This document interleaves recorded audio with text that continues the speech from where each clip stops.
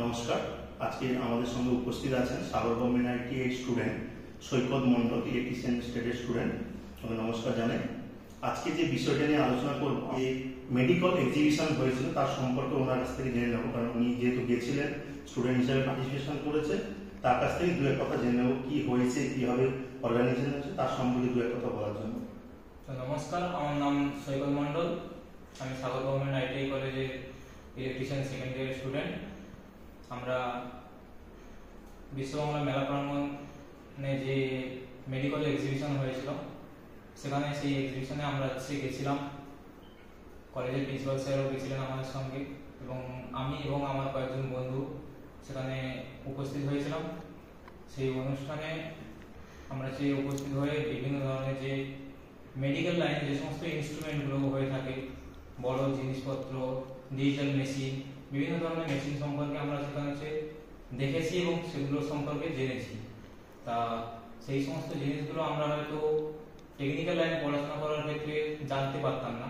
তো আমরা সেই জায়গায় উপস্থিত হয়ে সেই সমস্ত ইনস্ট্রুমেন্টগুলো সম্পর্কে জেনেছি, সেগুলো নাম জেনেছি যেগুলো আমরা আগে জানিনি। এবং সেখানে বিভিন্ন ধরনের যে ইনস্ট্রুমেন্টগুলো সেখানে কম দামে রেটে সেখানে তারা মার্কেটিং করতে এসেছিল বিভিন্ন কোম্পানি।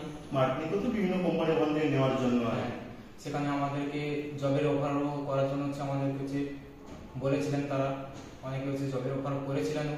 সেই জায়গায় যে শান্তিনিকেতন মেডিকেল কলেজ থেকে যে অর্গানাইজ করেছে সেটা খুবই ভালো, উদ্যোগও খুব ভালো। যে জায়গায় খুব সুন্দর। আমি জানতে চাইবো সৈকত, তুমি যে ওখানে গেছিলে, তোমাদের বন্ধু বান্ধবরা গেছিল, তোমরা তো টেকনিক্যাল থেকে একটা মেডিকেল লাইনে দিয়ে গেছো, কি ইফেক্ট পড়েছিল তোমার কাছে, কেমন লেগেছে এটা? আমার কাছে প্রথমত বলবো, আমার কাছে তো খুবই ভালো লেগেছে। যারা হয়তো যেতে পারেনি তাদেরকেও বলবো, তারা যদি যেত ওই জায়গায়, তাহলে তারা সবারই মনে ওখানে একটা আনন্দ লাগবে। কারণ এটা যেহেতু টেকনিক্যাল, এখান থেকে মেডিকেলের জিনিসপত্র দেখছে, বা আমাদের স্বাস্থ্যই সম্পদ বলি, আমাদের সমস্ত কাজেই হচ্ছে মেডিকেল অঙ্গাঙ্গ জড়িত। সেখানে হচ্ছে বিভিন্ন ইনস্ট্রুমেন্টগুলো সম্পর্কে জেনেছো, কাজও টুকটাক জেনে গেছো, যেটা বেসিক, হয়তো সব বড় মিশিয়ে জানা সম্ভব হয়নি এক দুদিনের প্রোগ্রামে।